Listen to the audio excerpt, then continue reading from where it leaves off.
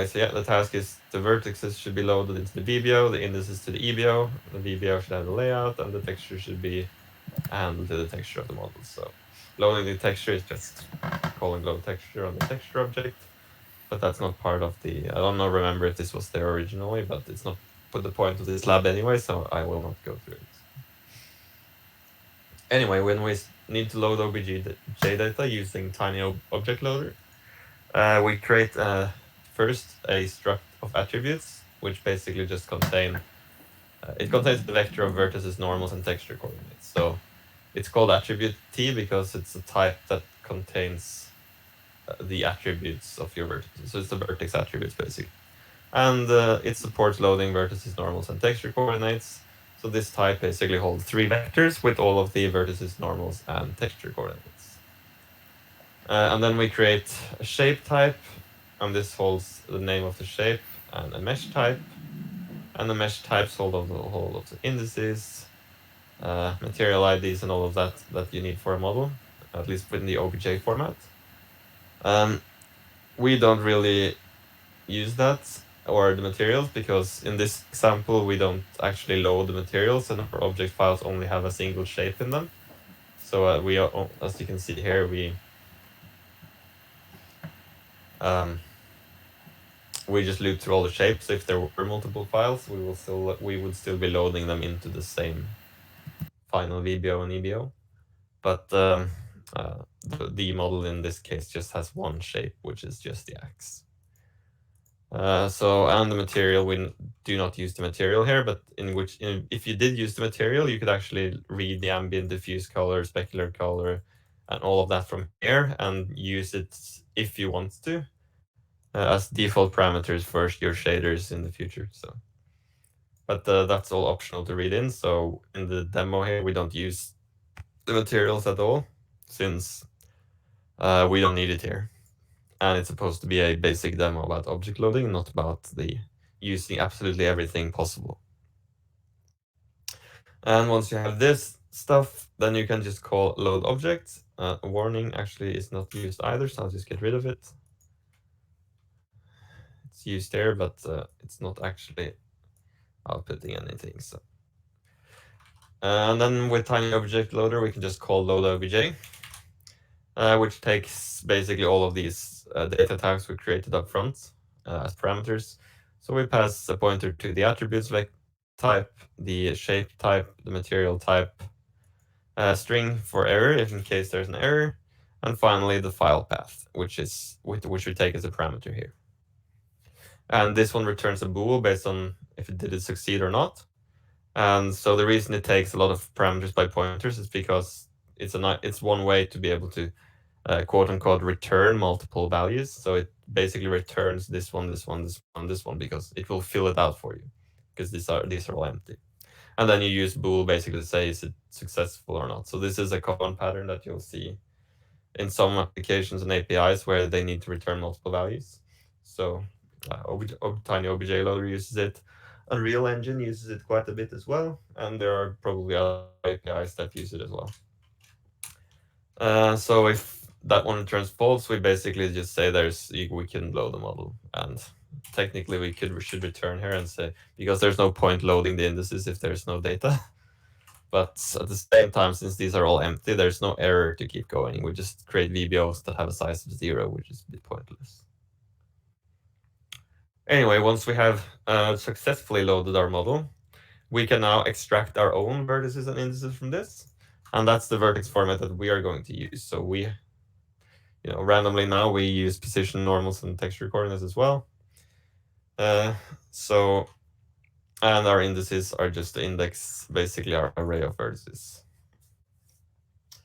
And then for every shape and index in the shapes mesh indices, we create a new instance of our own vertex type. So this is where all of the information we need is, and this is where, in the attribute T is where the data is stored. So when we set the vertex's position, we have to look up the attributes, and in here we remember there are 3 vectors, one for vertices, normals, and texture coordinates. And then we can load up based on the index of this shape's mesh. it has the vertex index, normal index, and texture coordinate index. And these basically correspond to indices into the vectors in this struct. So there's an index for the vertex, normal, and texture coordinate, because this one just holds absolutely everything for every shape in the entire file. But so here what this shape says is basically what indices do I use. And initially for this is the x, y, and z basically. So we take the vertex index of this guy,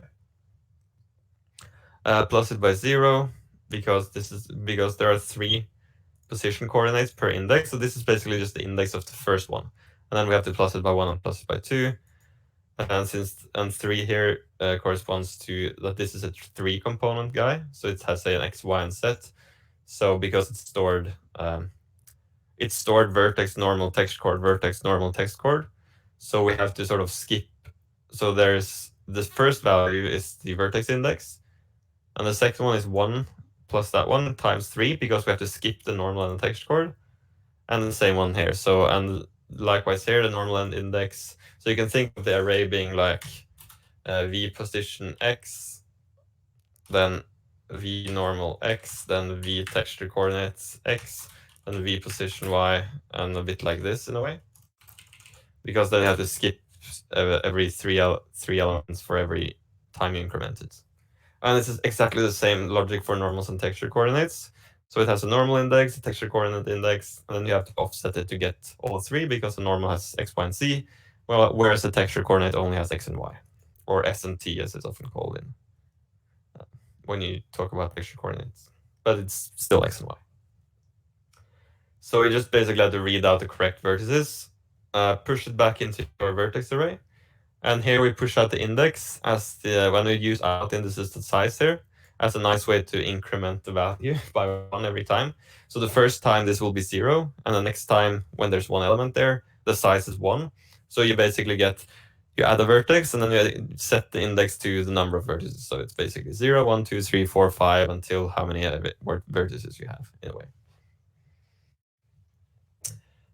Which means we don't really use indices efficiently in this case, because some of these vertices may have the exact same position, normal, and texture coordinates. They might be duplicates, but we don't care about that here. We just say we treat every vertex and every index equally. There is perfect equality in this society, and everyone gets a spot, even though they have the same role as someone else. So we don't actually, kick those guys out.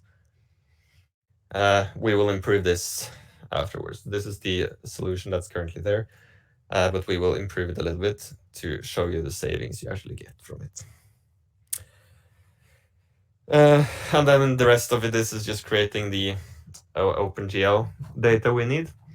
So that means the number of indices we have, that's a member variable in the model in this case. We just set that to the number of indices. We create our vertex array object, we create our VBO and our EBO. We set the data of the VBO to the out vertices guy, and the EBO to the out indices guy. Set up our vertex attributes as of the shader, like position, normal, and texture coordinates, which we have here. Position, normal, and texture coordinates. So you guys have done this like hundreds of times by now, I guess, so I won't cover this very much in detail. And then you just enable it, and we print out some information so we can see what happens if we improve it. And as of now, we have 279 kilobytes of vertex data and 34 of index data. And our indices are really naively just 0, 1, 2, 3, 4, and so on. So let's look at the render doc really quick to lab 7.